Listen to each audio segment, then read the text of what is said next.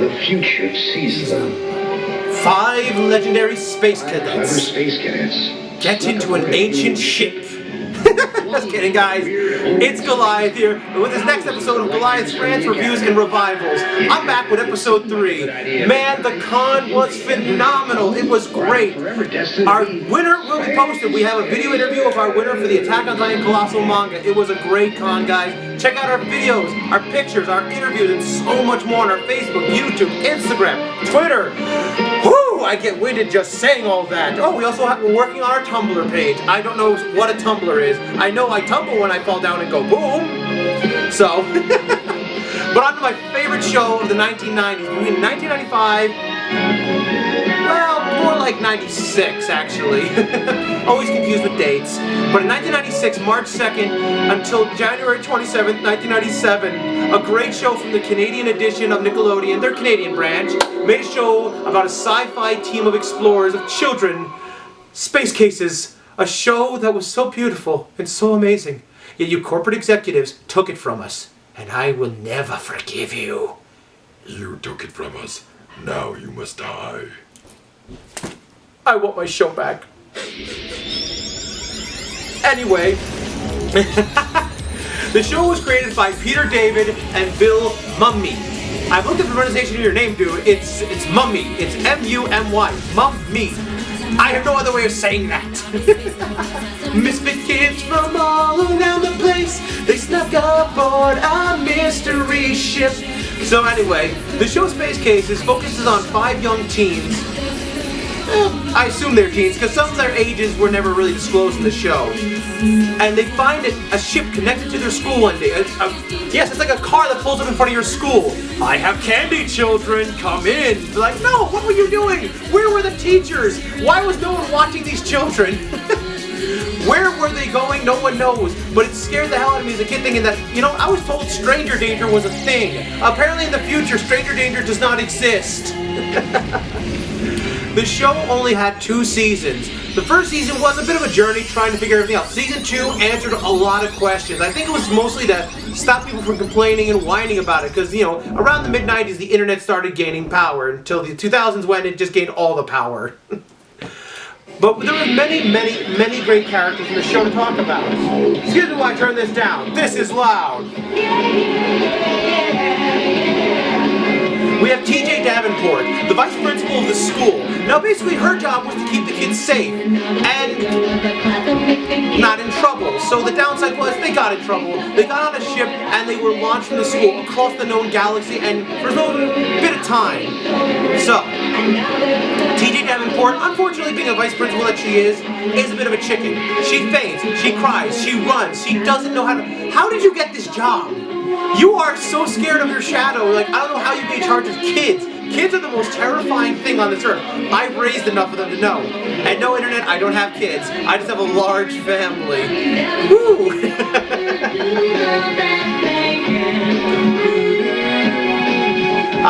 Commander Seth Goddard. I can't say his name. It's G-U-O-D-D-A-R-D. Goddard. Hard to pronounce. He's an ex-military who is in a disciplinary action to keep the kids in line and make sure that basically the kids behave themselves, and as well as to be their mentor to teach them about the universe, about the other planets, the other colonies. He did a pretty good job for the most part, most of the time, until the kids never listened to him. Yeah, it seemed like a good idea at the time, but will they ever Harlan Band, the team instigator. He just is the epitome of causing problems. Great actor though, by the way. Loved him in so many of the Nickelodeon shows. He was a great actor. This was a great chance for his career to boom. Was it the pinnacle of his career? Not really. But it was a great chance for him to show off a lot of his talents and skills. Tell me as a young star actor, which most people want to do. He had a few problems with a few of the other cast, both on and off set. There actually are a lot of interviews back in the day of people in the show talking about each other, and believe it or not, they didn't all get along. So the show had a great team of young actors that were able to put their differences aside and come together to make such a fantastic show for Nickelodeon's Snick division. If I remember Snick. Let's see, next one. Catalina, the rainbow-haired female, the girl of my dreams. Sorry, ladies, she has my heart. Oh, let's see. She shipped engineer from Titan, a moon of Saturn. That's where she was from. I completely remember that now. Her hair was so, the Technicolor care, that was, she probably spent so much time in the makeup chair every day. But she had the ability to use a sonic cry, like Black Canary a little bit. She could scream so loud, she could dislodge missiles, articles of metallic debris. She just could scream so loud, it was amazing. Catalina is talking to... Oh, and real quick, Catalina has an invisible friend. We'll talk about her in a little bit, and she's not invisible. Although we did think she was a little crazy. Radu. He's a being from Andromeda. Ship's navigator, by the way. He hatched from an egg. I love that part. These people hatch from eggs. That's kind of awesome. He has superhuman strength. He has the ability to hear unlike a dog on steroids. This guy can hear just about the drop of a pin a mile away. It was so cool. Now, Radu and Harlan don't get along for some reasons because his dad was killed during the Andromedan War. Great part of the show. You gotta watch it because the show had so many great moments. The opening episodes were some of the most detailed and oriented part of the show itself. We learn about the past, we learn about what's going on, we learn a little bit of everything. So it was really great that the team that developed the show took the time to explain instead of dragging it on and on and on, which is aggravating. And now they're stuck on Bova. Bova is one of the few kids that, well, obviously, he is of Indian descent. I'm assuming. I'm not 100% on that one. But from looking at his actor's name, I'm assuming of an Indian descent. He actually is from the planet Uranus. His race possesses the ability of... What is that word? I can't say that word.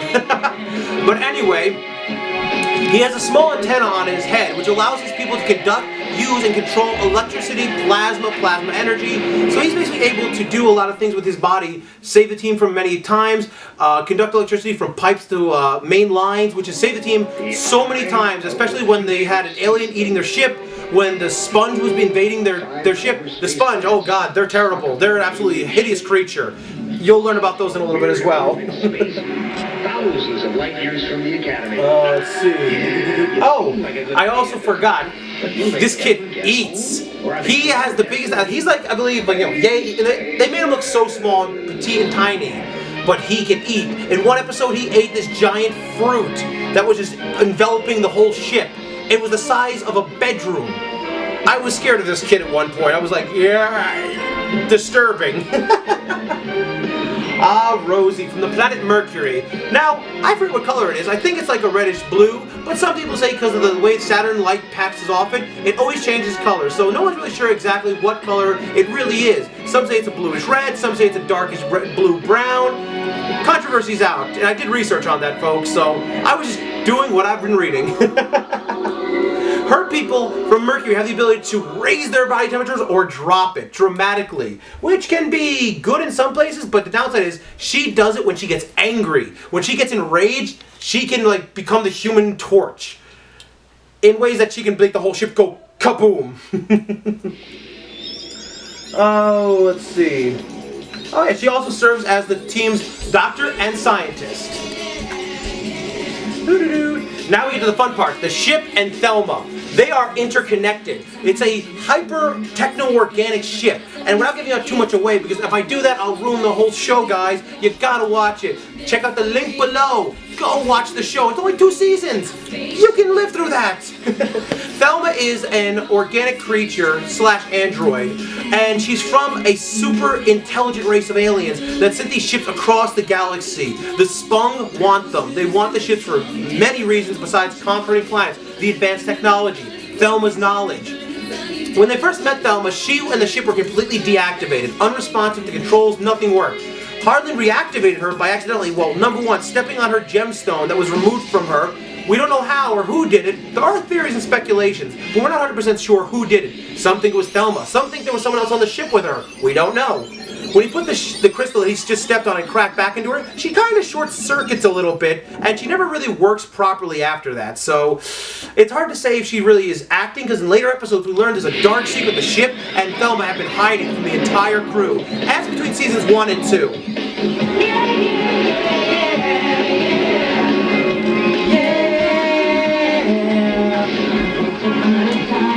Now, Susie, as I said before, now we believe Catalina talks to the walls, and she's a little... So, real quick, Catalina is basically a girl from a different dimensional time-space. Only Catalina can see Susie, and we learned in season 2, after Catalina's great sacrifice, oops, spoilers, that Susie comes to our dimension and they swap places, and she has the amazing ability to breathe almost in dead space, water, everything. It's amazing what people can do.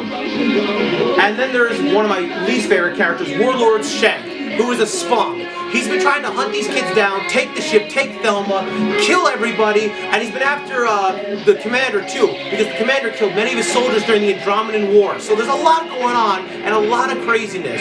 But the show, for just being 2 seasons long, has a lot of opportunities, had a lot of greatness to watch, and a lot of love in there. And there were a lot of unspoken love scenarios going on, if you catch my drift. Yes, I do. Wink, wink. But that's besides the point, guys. So that's for this episode. I want you guys to know I love having you guys watch my videos. I love this.